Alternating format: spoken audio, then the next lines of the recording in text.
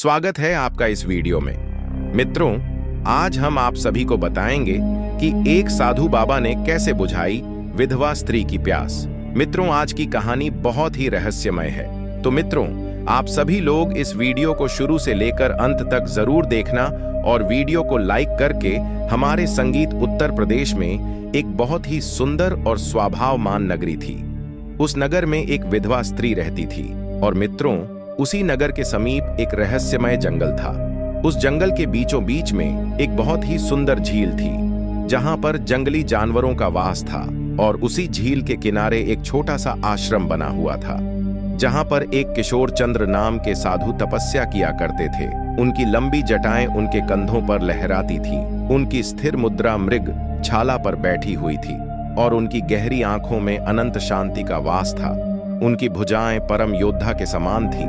किशोर चंद्र साधु बाबा के तप और ज्ञान की महिमा दूर दूर तक फैली हुई थी। उसी जंगल के समीप जो सुंदर सी विधवा स्त्री रहती थी उसका नाम कामनी था, जिसका संपूर्ण जीवन दुखों से भरा हुआ था। वह हमेशा किसी न किसी दुख से घिरी रहती थी। वह अपने सुख का राह खोजा करती थी।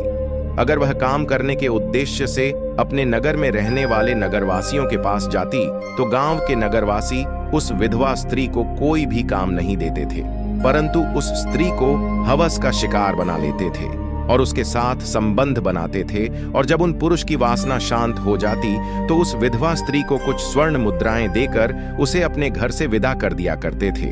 फिर वह स्त्री लज्जित होकर अपने झोपड़ी में लौट आया करती थी। कामनी एक वीर यों की पत्नी थी जो युद्ध करते समय वीर गति को प्राप्त हो गया था। जब उस योद्धा की मृत्यु हुई थी तो कामनी विधवा हो गई थी। वह विधवा हुई तो समाज ने उसे तिरस्कार और ताने देने के अलावा कुछ नहीं दिया।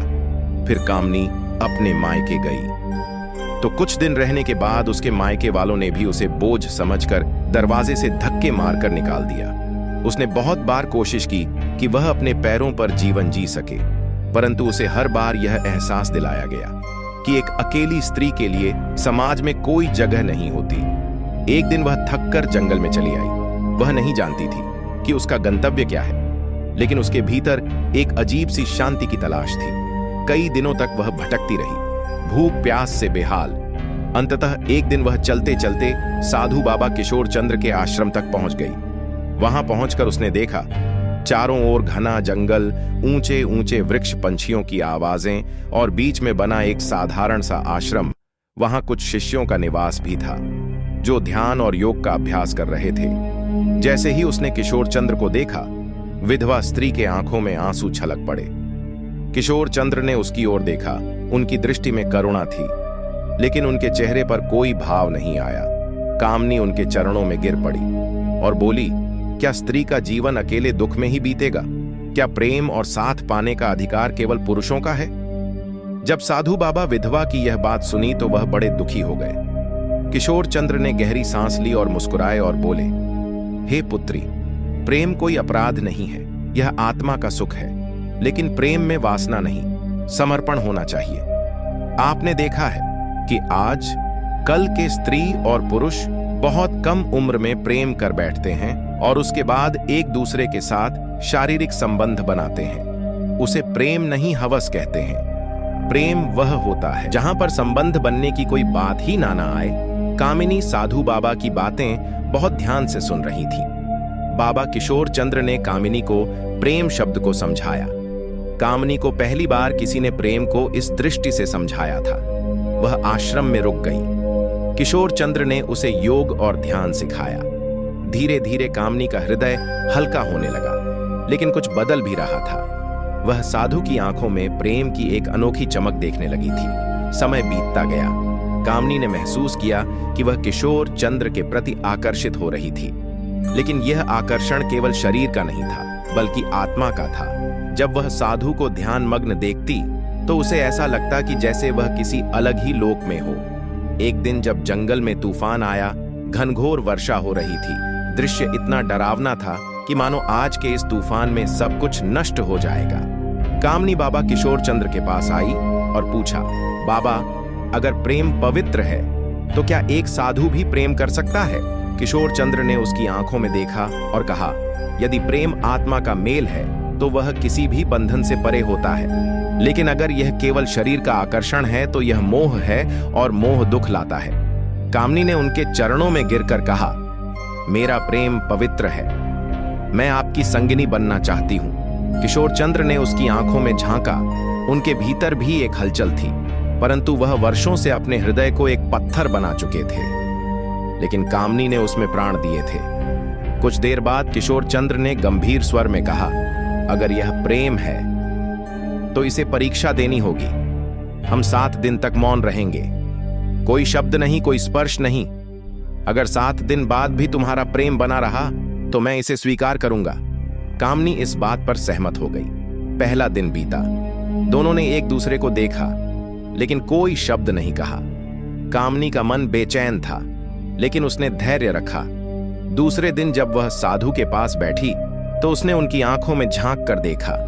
वहां प्रेम था, लेकिन एक शांति के साथ, और दोनों को जो भी बातें करना होता वह हाथों के इशारे से कर लेते थे। अब दूसरा भी दिन बीत गया। जब तीसरा दिन शुरू हुआ तो कामनी एक फूलों की माला लेकर आई और उनके पास रख दी। किशोर चंद्र ने कामिनी को देखकर बस मुस्कुरा दिए, लेकिन कुछ कहा नहीं। चौथे दिन वह गंगा तट पर बैठकर ध्यान कर रही थी।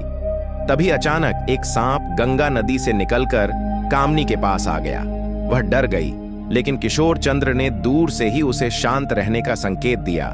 सांप चला गया। 5वें दिन कामनी को अनुभव हुआ कि प्रेम केवल साथ होने का नाम नहीं है, बल्कि आत्मा का मिलन है। छठे दिन जब उसने किशोर चंद्र की आंखों में देखा तो उसमें एक अलग ही तेज था। वह समझ गई कि प्रेम वासना नहीं बल्कि त्याग है। 7वें दिन कामनी रो पड़ी और बोली, आपने सही कहा था, प्रेम आत्मा का मिलन है, शरीर का नहीं। अब मुझे आपका साथ चाहिए, परंतु आपकी शिष्या बनकर नहीं। किशोर चंद्र मुस्कुराए और बोले, प्रेम स्वतंत्र होना चाहिए, जो मुक्त करता है वही सच्चा प्रेम है। तुम अब मेरे साथ रह सकती हो, लेकिन न पत्नी बनकर न शिष्या बनकर, बल्कि एक आत्मा बनकर। प्रेम केवल शरीर का आकर्षण नहीं, आत्मा का मिलन है। यदि प्रेम सच्चा है तो वह स्वतंत्रता देता है, बंधन नहीं। इसके बाद कामनी साधु बन के आश्रम में रहने लगी। उसने किशोर चंद्र के साथ योग और साधना की। अब वह प्रेम को एक नई दृष्टि से देखने लगी थी। उसने जाना कि प्रेम केवल पाने का नाम नहीं, बल्कि संपूर्ण समर्पण और स्वतंत्रता का नाम है। और इस तरह हिमालय की ऊंचाइयों में एक अनोखा प्रेम जन्मा, जो शब्दों से परे और आत्मा के निकट था। मित्रों, आप सभी ने देखा कि साधु बाबा ने कैसे कामनी को प्रेम का मतलब समझाया, कैसे प्रेम शब्द को स्पष्ट किया, कैसे प्रेम होता है, कैसे प्रेम एक हवस का शिकार होता है। तो मित्रों, अगर आप सभी को यह वीडियो जरा सी भी पसंद आई हो तो वीडियो को लाइक करके हमारे दिल से बहुत बहुत धन्यवाद मिलते हैं। किसी और धमाकेदार वीडियो के साथ जय हिंद,